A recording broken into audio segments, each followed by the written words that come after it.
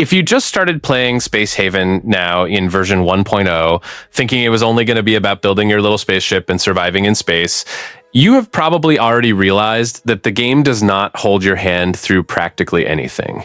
There are a lot of hidden mechanics, decisions that seem simple but can wipe out your entire crew, and details that the tutorial simply ignores. So today, I am going to show you 10 things that Space Haven 1.0 simply does not explain to you, but that make all the difference.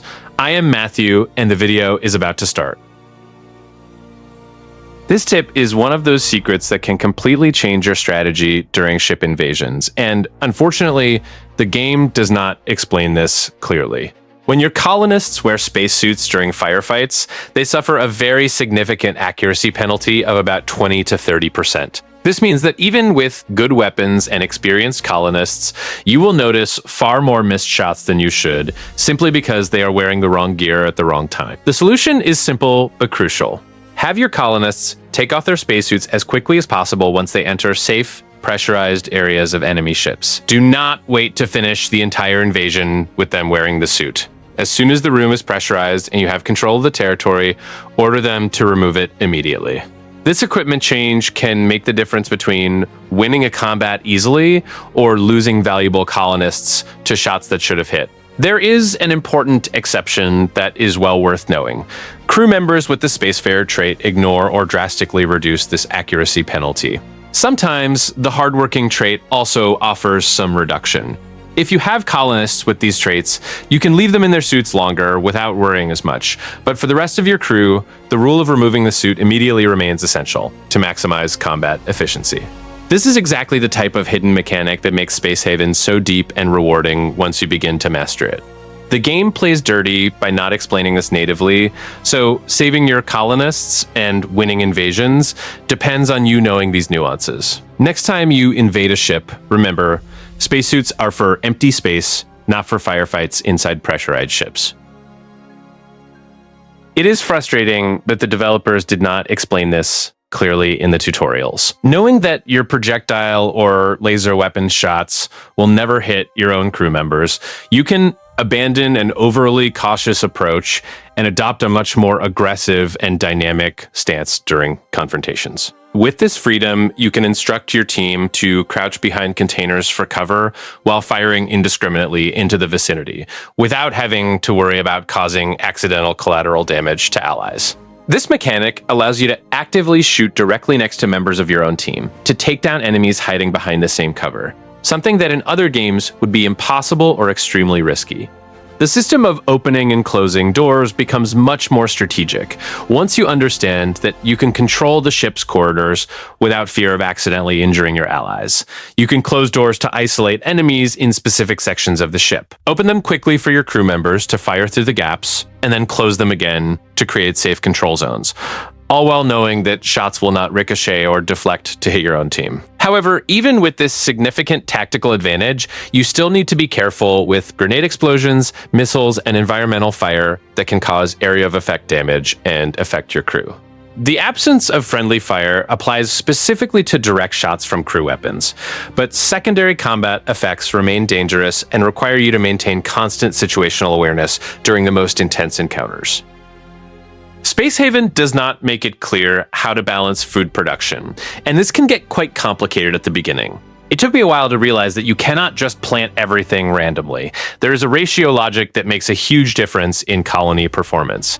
Once you start adjusting this, production efficiency and crew mood improve significantly. A ratio that works very well, especially on a larger scale, is to use about 14 oilseed beds for every 3 fruit beds and 3 vegetable beds per 10 crew members. It might seem like overkill at first, but this distribution ensures you have enough production to maintain a balanced diet without constantly scrambling for food. It is the type of adjustment where once you make it, you immediately feel the positive impact. This ratio ended up becoming something of a standard within the community, precisely because it keeps the crew's diet mostly green, which helps a lot with their well-being. And in Space Haven, keeping the crew happy is not a luxury. It is a necessity, because any drop in mood starts to generate chain reaction problems. Even so, it is worth remembering that this does not solve everything on its own. At some point, you will need to supplement with protein sources, or the diet will remain incomplete. So, Look at this ratio as a solid foundation, but not as the final solution for your entire food chain. Logistics is one of those silent details that can sink your ship if you do not pay attention. In the beginning, it is very common to make the mistake of creating just one large central warehouse to store all raw materials and power cells. It might look organized, but watching your crew cross the entire ship just to fetch a single resource to work with destroys any efficiency. The real game changer is starting to use local storage deposits, which I usually call micro deposits. Instead of forcing your team to run daily marathons, the trick is to scatter small stockpiles strategically across high traffic areas. The ideal approach is to focus on sectors that cannot stop, placing these storage spaces right next to industrial machinery, power generators, and kitchens. The trick the game does not explain well is that you need to configure these small deposits with high priority for the specific items each sector requires. This way, the heavy lifting of constant replenishment is handled by bots or crew members dedicated solely to hauling. When the industry operator or the cook goes to get to work, the material will literally be right next to them. Applying this strategy saves your team precious walking time on a day-to-day basis. Your crew members start spending their energy actually producing, rather than playing delivery couriers in the hallways. It is that kind of advanced adjustment that completely transforms the rhythm of your colony, making production skyrocket. One thing the game simply does not make clear, and which completely changes how you handle emergencies, is the role of spacesuits against fires. In the beginning, it is very easy to treat fire as an isolated problem, like send someone to put it out and that's it. Except the game is much more cruel than that. Smoke is just as dangerous as flames, and often it is what actually kills your crew. That is when I started using spacesuit doors strategically, not just aesthetically. Placing these doors in high-risk areas, such as engine rooms, generators, or even the kitchen, creates a sort of smart barrier. Basically, no one enters unless they are equipped with a spacesuit. This completely changes crew behavior because you avoid that classic disaster of a colonist entering unprepared and passing out in the middle of the smoke. The most interesting part is that this functions as a passive containment system. You do not need to micromanage as much during a crisis. If a fire starts, that room is already isolated by default, and only those who can handle the situation will enter, and they will be prepared. This greatly reduces the ripple effect, where one problem becomes 3 because someone tried to help without protection. After I started using this, my ship became much more stable in critical situations. It is not just about putting out fires, it is about controlling who can expose themselves to danger. It seems like a small detail, but it is exactly this type of decision that separates a colony that survives from one that becomes space scrap. One of the biggest traps is that urge to build everything right at the beginning. It brings enormous excitement to want to expand the ship, create multiple rooms, and make everything look pretty early on. But the truth is that this usually hinders more than it helps. I have fallen into this mistake myself and ended up stalling my progress out of pure haste. The problem is that every new wall and every extra room consumes infrablocks, which are one of the most valuable resources early in the game. When you overspend on expanding unnecessarily, you end up running out of material exactly when you need to build something essential, like life support systems or critical equipment. And then the colony begins to suffer from a lack of basic planning. Over time, it becomes clear that the best path is to hold back that anxiety and focus only on the essentials. Set up a minimal structure that works well, basic production, stable power, guaranteed food, and a simple layout that does not waste space. It is not about having a large ship. It is about having a functional ship. Once your resources are stable and you have consistent production, then it is worth starting to expand with more freedom. Until then, every block counts, and playing more conservatively at the start makes all the difference in avoiding problems down the road. This one is a silent trap that can ruin your colony without you realizing it. Living only on vegetables does not work in the long run. At first, it seems great. Food that is easy to produce, sustainable, everything under control. However, the game has a hidden nutrition system that starts catching up with you after a while. I only noticed this when the protein bar started turning yellow, then red. And no matter how many vegetables you produce, it does not solve it. The crew simply cannot maintain a balanced diet without protein, and this gradually affects their performance. It is not an immediate problem like hunger. It is worse. It is gradual and easy to ignore until it becomes a real issue. The turning point for me was investing in the synthesizer. It basically solves this bottleneck, generating synthetic meat and stabilizing crew nutrition. Another alternative is to use insect or alien meat, which also works, but depends heavily on what you find along the way. The important thing to understand is that protein is not optional in this game. Once you incorporate this into your logistics, everything flows better.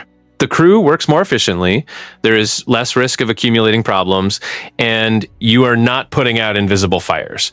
It is that kind of detail that the game does not explain well, but it completely changes the stability of your colony. It is very easy to fall into the temptation of grouping all industrial machines into a single compact space, trying to save area. I have done this before thinking I was being efficient, but the result was an entire section of the ship practically turning into an oven. The problem is that these machines generate a lot of heat, and when they are all placed together without planning, the temperature rises too fast. This not only affects crew comfort, but it also begins to force the thermal regulation system to work at its limit. Suddenly, you realize you are spending an absurd amount of energy just trying to control something that could have been avoided. Over time, I learned that the ideal approach is to give these machines space or even separate them into specific areas. Better yet, use dedicated thermal regulators for these hotter sectors, keeping the heat under control without affecting the rest of the ship.